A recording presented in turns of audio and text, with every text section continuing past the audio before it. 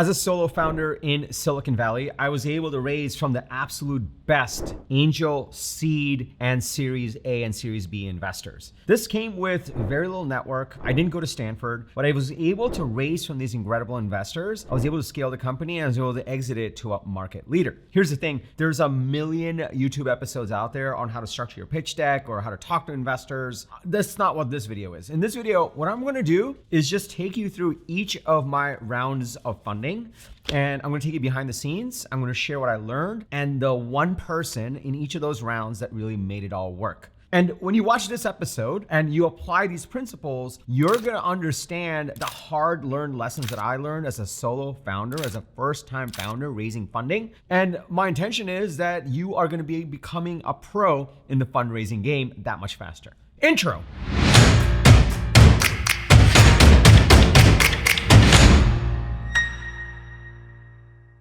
What's up, everybody? Welcome to my channel. I'm TK. I'm the managing director of a holding company called TK Capital. We are a portfolio of software and advisory companies. And on this channel, I share everything that I'm learning in operating these companies and serving our clients, especially around go-to-market and growing SaaS and AI companies. So if you're new, be sure to hit the subscribe button and that bell icon.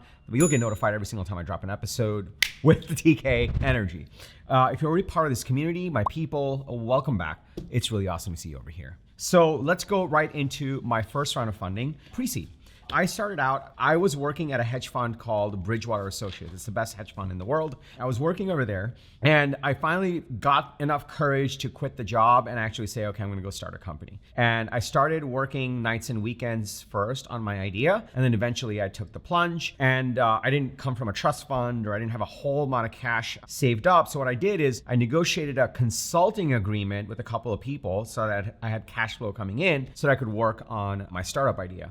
The startup idea I worked on completely failed, but in pursuing that, I built out my last company, ToutApp. And ToutApp pioneered the sales engagement category. And the reason I built it over the course of a weekend was because I was having trouble getting users for my actual product. So I built Tout to actually go cold email people to get them to use the product, but ToutApp took off. It started generating revenues as soon as I launched it. So I killed the old idea and just doubled down on ToutApp. And the way I got around to raising my pre-seed was I was actually located at the first WeWork ever created. It was the first or the second building. It was in New York. I was living in New York at the time, in New York City, and I was at the WeWork in Soho. This was super early days, and so I was working on a ToutApp, and I was going to all the little events that they were hosting around building companies and starting up. That was a small community of New York startup people. And along the halls, the person that used to roam the halls at that WeWork was Adam Neumann. And Adam Neumann is the founder of WeWork at the time. And my friend Matt Champagne said, hey, you should pitch your idea to Adam. He might invest. I'm like, yeah, that'd be amazing. So Adam's right there and he's not wearing shoes. And I show him ToutApp and the very early version of it. At that point, we had some paying customers and we had users. And I'm like, hey, I'm thinking about raising money. I've just been funding it myself with my consulting revenue. And he kind of stops me halfway through the demo. He gets on a phone call and he just speaks in another language to someone else. And I'm just sitting over there and I'm just staring at Matt, who's also there. And we're like, what is going on? And then he gets off the phone and he's like, hey, my friend would be very interested in investing. I'm like, okay, cool. I would love an introduction to him. And he said, no, he wants to meet with you right now. I'm like, okay, like right now? Like, do you want to see the rest of the demo? He's like, no, you should go see him. I'm like, okay. And so anyway, Adam had me walk literally down the street, Lafayette Street, to this nondescript building, and went from Soho into the jewelry district in New York City. And I met with Daniel. Daniel's a very private person, but I pitched Daniel. He called me back the next day and he said, hey, TK, I'll write a check for whatever amount you want. I really like you and I really want to be part of this. And I told him like, hey, 100K would be great. And that started off my pre-seed fundraise. And to this day, Daniel and I are friends. He's an incredible person. And that's the biggest thing that I learned about pre-seed. I had a product, I had some revenues, but all the incredible people, we went on to raise this pre-seed where we had Daniel, we had Esther Dyson, we had Dave McClure, we had incredible people. And all of them invested not because of the idea itself for ToutApp, because at that point it was so early and sales engagement wasn't even a category yet, but they invested in me. And that's the biggest thing I learned, that at the pre-seed stage, it's really about just being in the space where there are investors and there are people that can connect you. And I got connected to the right people and I just kept saying yes. So for example, with Adam, I happened to be in the WeWork and he connected me to the right person. With Dave McClure, I went to South by Southwest and I met him and then he decided to invest. All these people, Esther Dyson, I presented at New York Tech Meetup and she said she wanted to invest. So I met with her. And then she was like, hey, I'm not sure. Let me think about it. And then I ended up getting her investment because I offered to drive her to the airport while I was in California. So all these things happened because I just kept putting myself in the right centers where there were real investors and they all connected me, and that's how my pre-seed came together. And all of them, even if you go back today and ask them, they would say, yeah, I bet on TK, not ToutApp. They really just believed in the idea. And that's how my pre-seed came together. So we start taking that pre-seed, and as part of that pre-seed, Dave McClure invested as part of 500 startups. We were batch 0 of their accelerator. Dave McClure is obviously PayPal Mafia. He was the VP of marketing there. He went on to start 500 startups, incredible person. I still Facebook message with him every now and then. In fact, I need to message him again. It's been a little while. But one of the things he did was he was on the phone with me, and I still remember I was sitting in the WeWork in New York. He's like, TK, I'm in for $25K, but if you move to California and you do the batch, you do the accelerator, I'll put in more money. And I was like, yeah, I'm in. Because again, I was following that rule of I'm in New York and I'm putting myself in the space where there are investors and there's a startup scene. But if I'm in California, it's going to be even better. So I just said yes to that. And that's how I ended up in California. I went through demo day at 500 startups. We were batch 0. And believe it or not, we raised this pre-seed round.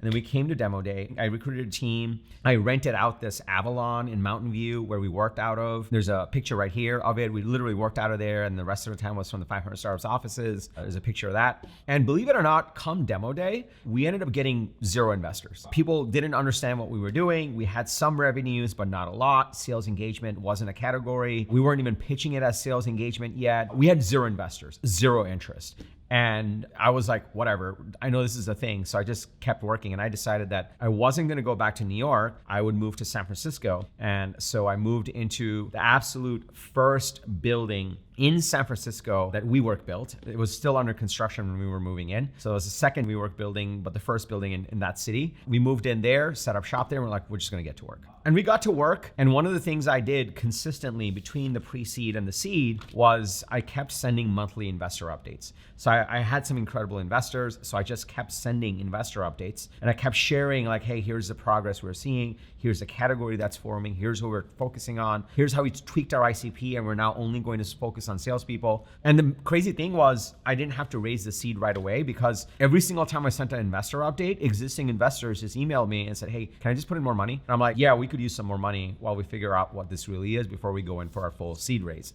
And so we were able to add on more at the same discount to that pre-seed amount with a slight step up because we made progress. So we didn't have to go into the seed right away, which was really, really cool. Then came the seed. The seed was also a party round. A number of investors came in, but the most notable investor for the seed was Bill Trenchard. At that time, he was at Founder Collective. And the way I got connected to Bill Trenchard was as part of my pre-seed at 500 Startups. This guy named Manish Arora, he runs a company called Mighty Text. He was ex-Google. He came in on my pre-seed and he put in something like 25K. And so I had been updating him. He didn't put any more money, but then I announced to my investor list, like, hey, we're ready for a seed. And Manish introduced me to Bill Trenchard, and Bill Trenchard came in on our seed. The seed actually expanded to some incredible people, but the Founder Collective investment was one of the really cool ones, one of the big ones. The other really incredible one was at the pre-seed. You remember Daniel that wrote that first 100K check? Well, he messages me, he's like, hey, I have a friend and he's interested. And he introduced me to this guy named Igor. And Igor is now a legendary investor. He's a legendary seed investor. He's incredible. I was talking to him just the other day, but we were his first US investment. He was just getting started. And Daniel introduced me to Igor, and Igor's like, yeah, I'm in. And he came in on the seed as well. So we ended up putting together a really great seed round. And at that time, we were just starting to understand, like, okay, this is for salespeople. This is for outbound. This is for cold emailing. This is not for marketing. We were starting to get some structure around exactly what the positioning was, what the ICP was, and we were really starting to get our go-to-market together.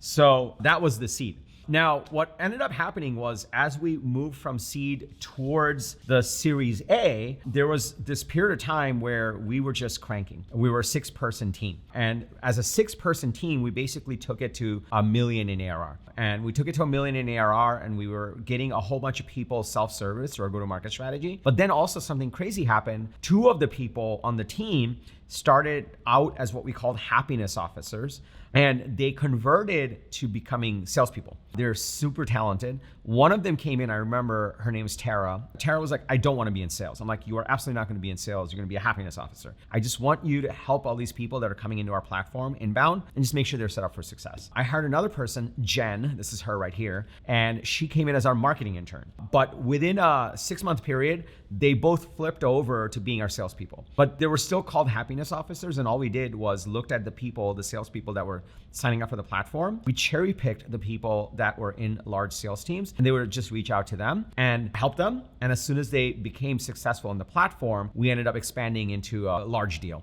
And as we continued, these 2 closed like 6-figure deals, incredible logos. We pretty much owned half of San Francisco, more than half, pretty much all of San Francisco, if you had a sales team, was running on ToutApp because of these 2 incredible people and all the other salespeople that we hired. One interesting thing happened, actually I'll share 2 interesting things about the Series A that led to our Series A. But before I do that, let me pause here for a second. The key thing that I learned, and you're hopefully starting to see the patterns around this, is if you're gonna raise money, you need to be spending time in centers where there are lots of investors. And then when you're raising money, it's really very much of an offline endeavor. Everyone thinks like you can cold email your way, but these are very tight networks. And every single one of my fundraising, you'll see this with the Series A when I share it with you. And all the way to, I have a bonus one on how we exited. Same principle, it's who you know and who the investor is. And once you get one investor, even on a pre-seed, they get you the investors for the next round or even within that round. So if you're starting to see the power in this, can I just get a yes in the comments below? And also smash that like button for the YouTube algorithm. It just loves it when you do that. Also, this episode of Unstoppable is brought to you by the folks over at Instant.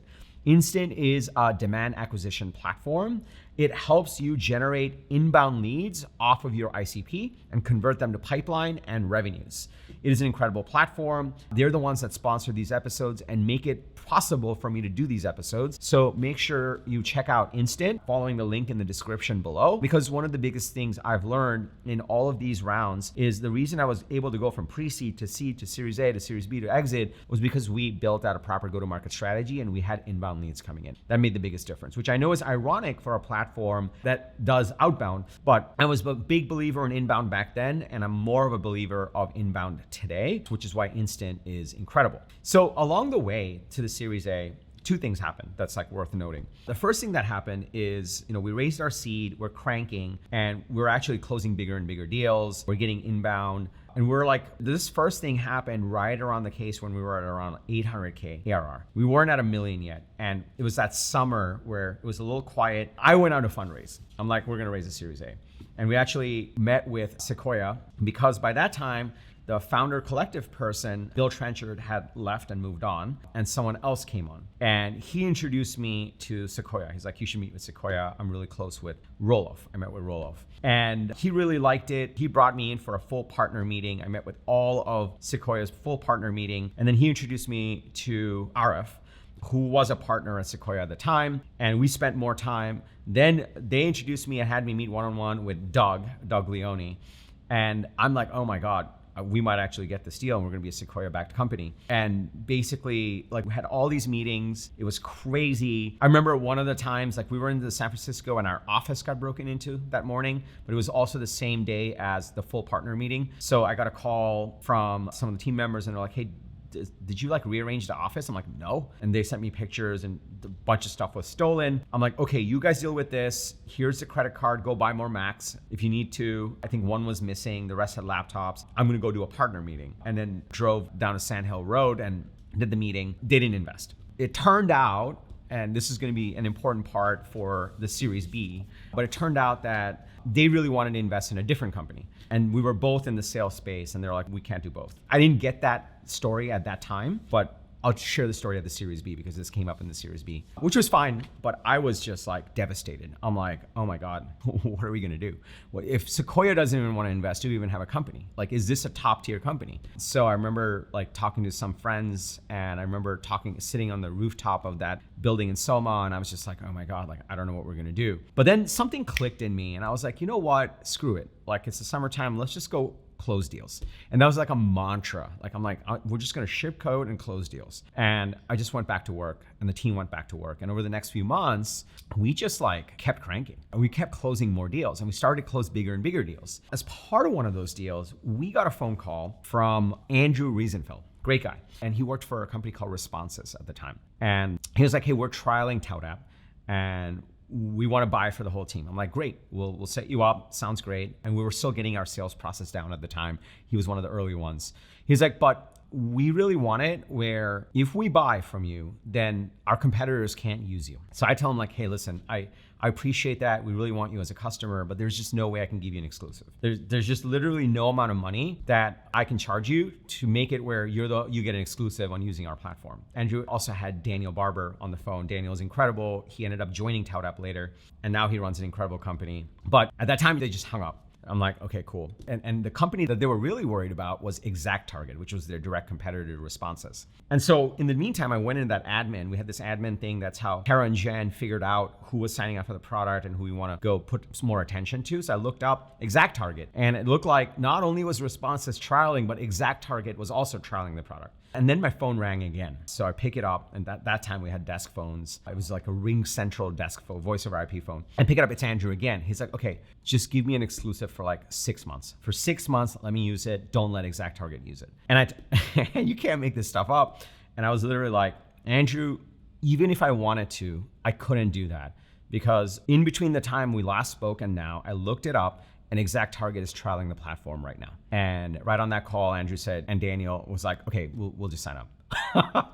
That ended up being one of our first deals that was a public company, and they put their SDR team on it. And that's when we were cooking. And those kind of deals took us to $1 million in ARR with 6 people, which was incredible. And that also got us to cash flow break even. And at that point, we were like, okay, well, what do we want to do? So we're like, let's go for a Series A again. And I was starting to think about it, and all of a sudden, this email hits me on my inbox, and it's Andrew from Responses. And he says, hey, TK, I really want you to meet Greg Gretsch. Greg Gretsch is from Jackson Square Ventures, incredible investor. So like, he loves email. And I told him all about what you're doing and how we're using you guys. He's on the board of Responses. You guys should meet. And I'm like, okay.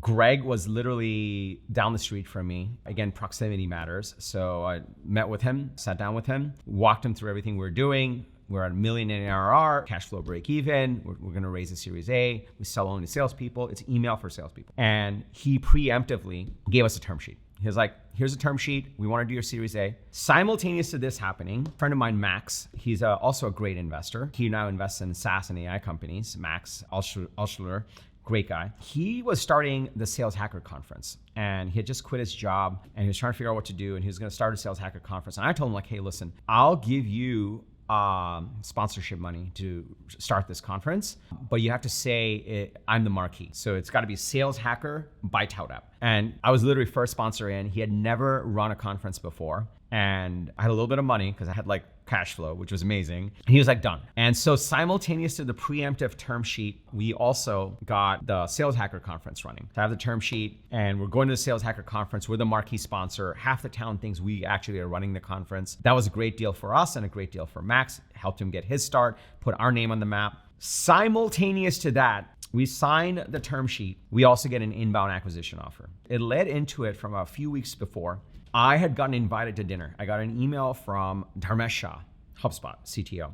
It's like, hey, TK, I'm going to be in San Francisco. I'd love to get dinner. I'm hosting a couple of founders. I'm like, absolutely. And Dharmesh does this. We did this more than once. And he invited me to dinner. So I go over to dinner. This was from a few weeks before the conference. It was me and a few other founders. It was Dharmesh. And then out of nowhere, in the middle of dinner, David Cancel comes in. At that time, David Cancel was the head of product, chief product officer at HubSpot. He comes in, shakes my hand, says, hello, nice to meet you. Dharmesh speaks nicely of you. And then we just had dinner. That was it. Fast forward a few weeks, they reach out, HubSpot reaches out and says, hey, we'd like to buy you. So all 3 of these were roughly happening at the same time. We were running our own conference, and then right after that, we had Dreamforce, which was our big conference. We were dealing with a Series A incoming term sheet, And then we were also getting an acquisition offer from HubSpot. And that was one of those moments where it was a great offer from HubSpot. It was a solid amount of money and stock, and it was HubSpot, and it was pre-IPO, so it was gonna be great, the Series A. And that was one of those like tough, gut-wrenching decisions, because it's like, what do you do? And at the time, I had a partner, and we were talking about it. She was like, okay, so you're trying to figure out which one to do. Which one are you leaning towards? I'm like, I don't know. I don't know what to do. She's like, okay, well, suppose you take the HubSpot exit. Then what happens? I'm like, well, we make a bunch of money. And honestly, I owned 80% of the company at that time. So we'd be set forever. So we'd be good. She's like, okay, then what? I'm like, well, then I would probably start another company. She's like, why? So I'm like, I don't want to build a company. She's like, okay, then what happens? I'm like, well, then we'd build it out. She's like, then what happens? I'm like, well, then we'd raise money. She's like, then what happens? I'm like, well, then we'd raise a Series A. She's like, then why don't you just raise a Series A? And that was it was one of those conversations that really stuck. So I went back to HubSpot. I even talked to Dharmesh. I talked to David Cancel. I talked to Mark Roberge. He was kind of leading the deal. And I also talked to the CEO of HubSpot. I also talked to the former CEO of HubSpot because he got on a call with me. He was like, okay, just walk me through the numbers. Because what I did was I went back to them and said, hey, this number is not going to hit it. I want this number. If you hit this number, then I'll do it. Otherwise, I'm just going to go the other way. And Brian got on a call. I was like, okay, just walk me through your numbers again. I'm like, well, we're at $1 million ARR. We're cash flow break even. We got this many users. We're adding at this clip. We're going to go take this market. So eventually they came back and they said, we can't meet that number. And I'm like, okay, cool. Sounds good. So then we turned around and did the Series A, which turned out to be the best decision ever because we raised the Series A. And then that's when we really brought together the company. Greg came in, and Greg is an incredible investor. We established a board, we established a proper accounting function, and we scaled out the company. And we were like, okay, let's really scale our go-to-market. Let's really scale the company, and let's make it this like a real category. And that's what we did with the Series A. That year, we grew 300%, and it was just like insane. We moved into new offices. We work location to Pine Street. We took over a whole floor. We hired people. We grew out the platform, and we were like cranking it. It was incredible. And as we rounded out that first year after our Series A, I was like, okay, it's time for a Series B. And with the Series B, of course, I basically said, cool, let's see who we want to do business with and who the investors are. And one of the things that happened as part of the seed was Bill Trenchard, who's founder of Collective, came in on the seed. But then he was also like, hey, I got a friend of mine that loves investing in email companies. Would you be open? I'm like, yeah, the seed's still open. We'd love it. So he introduced me to this guy named Scott Bannister. And Scott Bannister was former CEO. He's an incredible angel investor, amazing guy. And they're like a power couple. They're incredible people. He came in on the seed. So when the Series B came, I hit up the investors again and I said, hey, we're going to raise our Series B. Here's our growth trajectory. Here's what we're doing. We now have a category, and it's beyond just email. It's truly for salespeople. It's an operating system for salespeople. And I met with Scott. He's amazing. He always wanted to meet in the Lower Haight in San Francisco. Very amazing guy. He sat down, kind of processed the information. He's like, okay, cool. I'm going to introduce you to a few people. And we left. Before I could even take the Uber back to the office, my inbox was blowing up with intros that he was sending out. And he introduced me to Scott Weiss at Andreessen Horowitz. Scott Bannister and Scott Weiss were co-founders at their prior company. And so he introduced me to Scott Weiss. I go into Andreessen Horowitz. I meet with Scott Weiss. Scott Weiss is like, hey, you need to come in again. And that was also an interesting meeting because I pitched Scott Weiss and a group of partners, but there was also this other person that was kind of sitting in. And I'm like, who is this guy? Why is he sitting in? Like, he's not part of the partner list. But it turned out to be Alex Rampell, who's now a partner there. He's an incredible person too. So anyway, we wrapped the presentation. And that night I had a dinner at Founder Collective. Founder Collective was hosting a dinner. So I went to that dinner and that guy was there again, Alex. Alex comes over and is like, hey man, your pitch was really great. I'm like, thanks. I really appreciate it. Hopefully it comes together nicely. Sure enough, that came together really nicely. And Andreessen Horowitz did our Series B. And that was one of the really interesting moments because, I didn't know if this was going to be a category. I didn't know where the company was going to go. But all of a sudden, we had our Series B. It was incredible. One of the coolest parts was it brought me back to that moment of the Series A. Because once the Series B happened, I got an email from someone at Sequoia. This was Arif. And he's like, hey, you're a Dreamforce. You want to meet up over a drink or something? We got together over drinks. And he was like, man, we should have done the deal. I'm like, I know, but it all worked out because the company they invested in instead of us at the time just wasn't panning out the way it was, as it does in venture. But it was one of those full circle moments where you just feel a little validated. And it brought me to that time where when Sequoia had said no, I was sitting on the rooftop of that building looking over San Francisco, and I was like, oh my God, what are we even doing? Maybe this is not a company. Because when like the number one firm says no to you, you second guess everything. You're like, what are we not seeing? But it worked out because we got the right investor for Series A. Greg was incredible, personal mentor to me. I learned so much, helped grow the company. And then we got Andreessen Horowitz in Series B, which was also incredible. So anyway, we deployed that capital and we went for hyperscale. And this part of that journey of the Series B to exit, and I'm going to show you how the exit came together. I learned more in that part of the journey, Series B to exit, than probably the prior parts. I learned a lot in the prior parts, but that year, toughest year of my life, but I probably learned even more. That is probably for another episode. If you want me to cover that journey, you can put another episode in the comments and I'll do it. But it came time to exit. And we obviously exited ToutApp to Marketo. At that time with Marketo brought in a new CEO. Phil Fernandez, who was the founder of Marketo, moved on. After Vista bought them, they went private and then brought in a new CEO. And we looked at the potential acquirers and Marketo was one of them. And we're like, okay. And we saw that Steve Lucas came on. Sure enough, our board member, Scott Weiss, had moved on by that time. We had someone new from Andreessen Horowitz. Again, another story, but a good story. He was a deals guy and he thought about enterprise sales. The person that came on was John O'Farrell. He was like incredible person, John O'Farrell. And he kind of took over when Scott Weiss retired. And he was like, we should reach out to Steve. So we figured out that as part of Andreessen Horowitz, Lars Dahlgaard, he sold his company to SAP and then he moved on and became a partner. He's no longer a partner at Andreessen. He does his own thing now. So we tapped into the Andreessen network and reached out to Lars from the Series B. Said, Lars, can you reach out to Steve and see if we can get an intro? And sure enough, he reached out to Steve. I met with Steve and then I met with Vista and then we got our exit.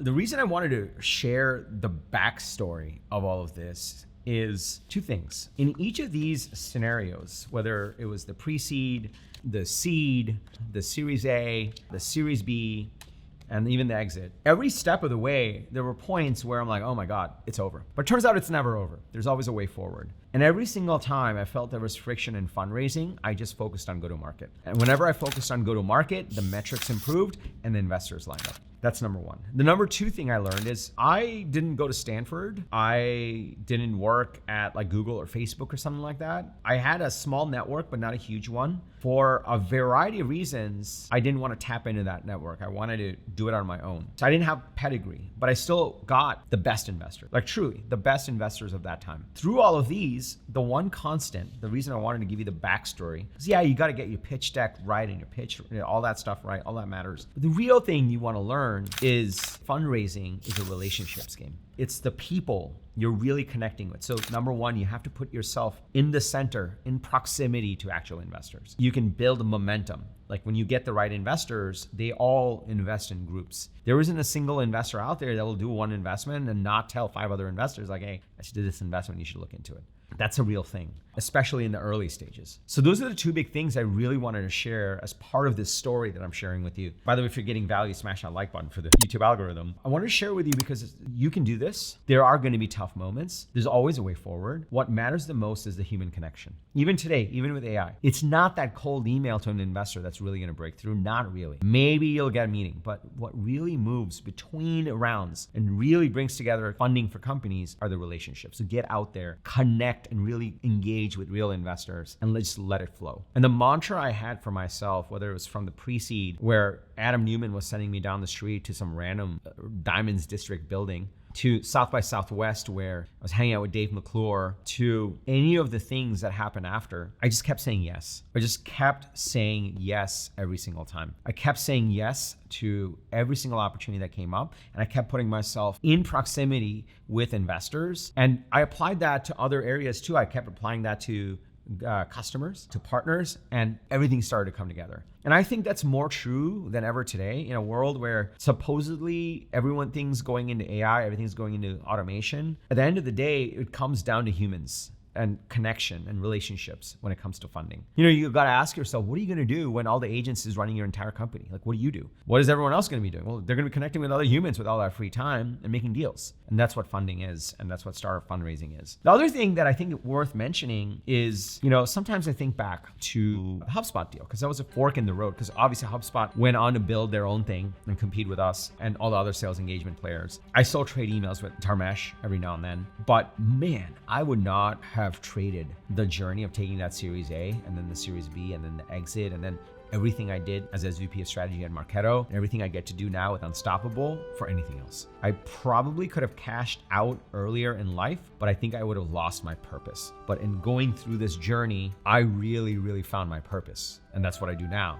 which is incredible. So that's what I wanted to share with you. Now, if you've gotten to this point, I just want to share 2 housekeeping announcements. One, this episode is brought to you by the folks at Instant.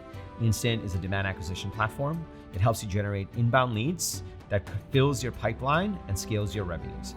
So just go to useinstant.com. Whether you're fundraising at any stage, having inbound leads, having pipeline, having revenue growth is the key thing that makes fundraisers successful. So invest in that early. Useinstant.com. Also, I drop an episode like this every single Sunday. So if you got value from this episode and you want to see more, be sure to hit the subscribe button and a bell icon. You'll get notified every single time I drop an episode. And also, if you're in this stage where you're raising money and you want to learn more about fundraising, check out this video. In this video, I talk about the pre-seed stage and how MVPs have evolved because of vibe coding. So you can check this out. And lastly, remember, everyone needs a strategy for their life and their business. When you are with us, yours is going to be unstoppable. I'm TK, and I'll see you in the next episode. I will see you inside of one of my programs. I will see you inside of Instant. I will see you absolutely crushing it in building your company. Take care, everybody.